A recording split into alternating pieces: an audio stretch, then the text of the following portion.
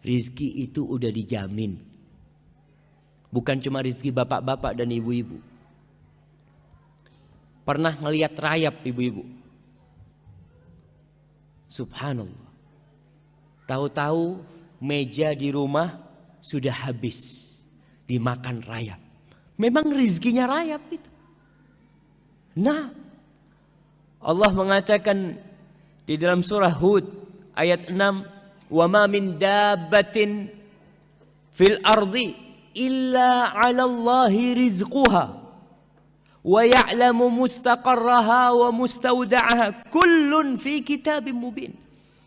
Kata Allah, dan tidak ada suatu binatang yang melata fil ard, di muka bumi ini, kecuali yang menjamin rizkinya itu Allah. Ana sering kasih contoh, ya, dengan binatang-binatang yang di hutan. Itu binatang tidak pernah sekolah, tapi bisa makan. Kalau rizki itu tergantung ilmu, berarti profesor ekonomi itu orang paling kaya. Tapi ternyata ada yang lulus SD lebih kaya dari profesor. Profesor tetap jadi dosen. Ngajar, jelaskan tentang bagaimana supaya kaya. Tapi dia gak kaya-kaya.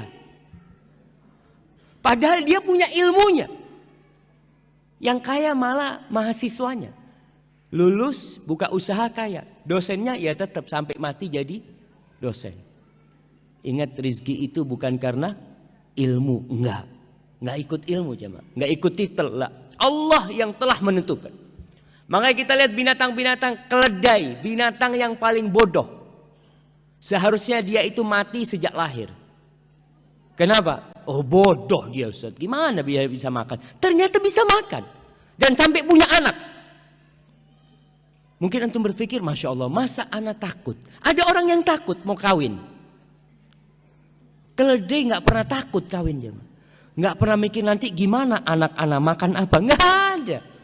Allah udah jamin. Wa ma min dabbatin fil ardi illa 'ala Allahi rizquha. Dan rizki ada yang dari langit, ada yang dari bumi. Kita nggak tahu rizki kita lewat mana, kecuali ketika rizki itu sudah sampai. Karena rizki itu rahasia Allah.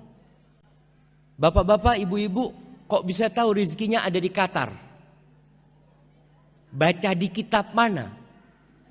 Saya kayaknya rizkinya di Qatar, tulisannya di sini. Berangkat nggak ada. Yang ada setelah sampai Qatar, oh ternyata rizki ana di sini. Setelah sampai, wa ma tadri nafsun madza taksibu ghada. Nggak tahu orang itu apa besok yang akan dia dapat, nggak tahu. Tapi setelah kita dapat, kita tahu. Ada kisah Asmu'i atau Asma'i. Dia salah seorang sastrawan yang begitu handalnya. Suatu hari dia keluar dari kampungnya, ketemu sama orang Badui. Ditanya sama orang Badui ini, "Man anta? Kau siapa?" Sambil naik ontanya nih. Asmu'i juga naik onta. Qala min bani Asmu, aku dari Asma. Qala antal Asma'i, engkau Asma'i yang terkenal itu, sastrawan. Qala iya, na'am. Kau dari mana? Maksudnya ini datang dari mana? Qala min ardin yutla fiha kalamur rahman. Aku baru datang dari sebuah kampung yang di situ dibacakan firman Allah Subhanahu wa taala. Orang Badui, enggak pernah sekolah, enggak pernah belajar, tapi muslim dia. Cuma ilmunya kosong. Maka dia bertanya, "Alir rahmani kalamun yatluhu adami?" Apakah Allah itu yang Maha Pengasih Ar-Rahman itu memiliki firman yang dibaca oleh anak Adam? Qala na'am. Iya. Coba kau bacakan. Kepingin dengar Al-Quran. Selama hidupnya tidak pernah dengar Al-Quranul Karim. Lalu Asma'i membacakan surat Adz-Dzariyat. Wadz-Dzariyati dzarwa. Sampai kepada firman Allah di ayat ke-22. Asma'i membacakan, ini orang dengarkan terus. Wa fis samai rizqukum wa ma tu'adun. rizqun. Dan di langit itu ada rizki buat kalian. Rizki kalian itu dari langit. Dan apa yang dijanjikan untuk kalian itu ada di sana.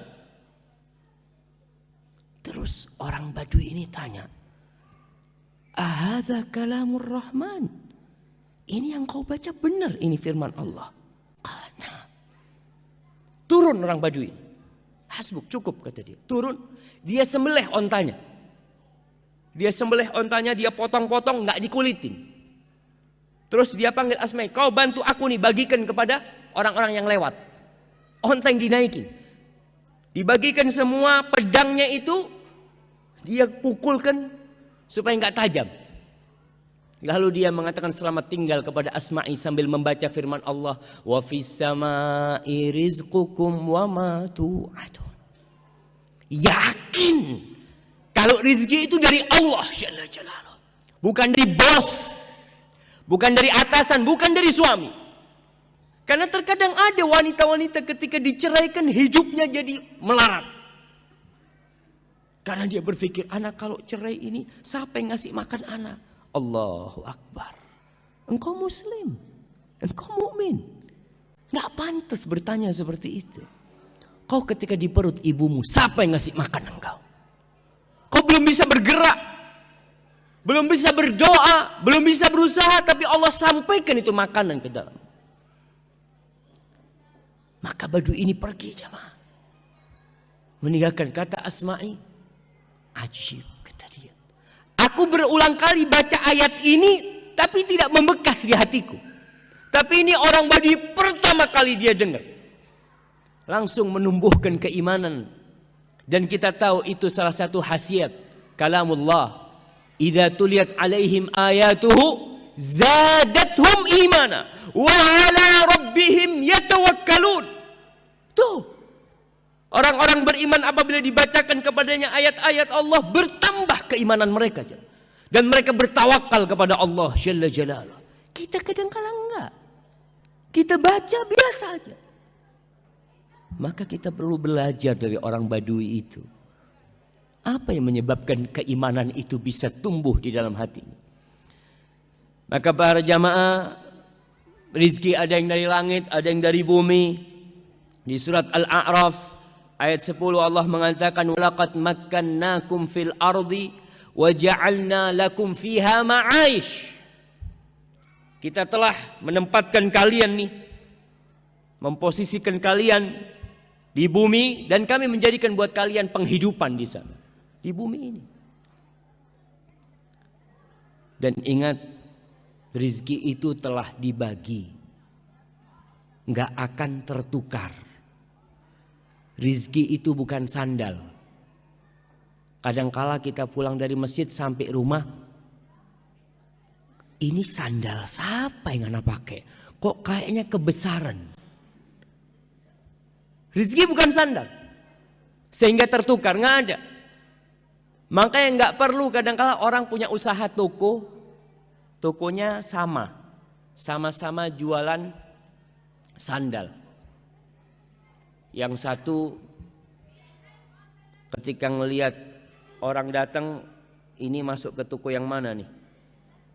Masuk ke toko sebelah. Allah, seharusnya itu ke sini seharusnya. Bukan. Memang dia ke sana rizkinya dia. Kalau rizkimu dia akan datang ke sana. Kau tutup, diketuk pintunya. Kalau itu rizkimu, rizki nggak bakal tertukar.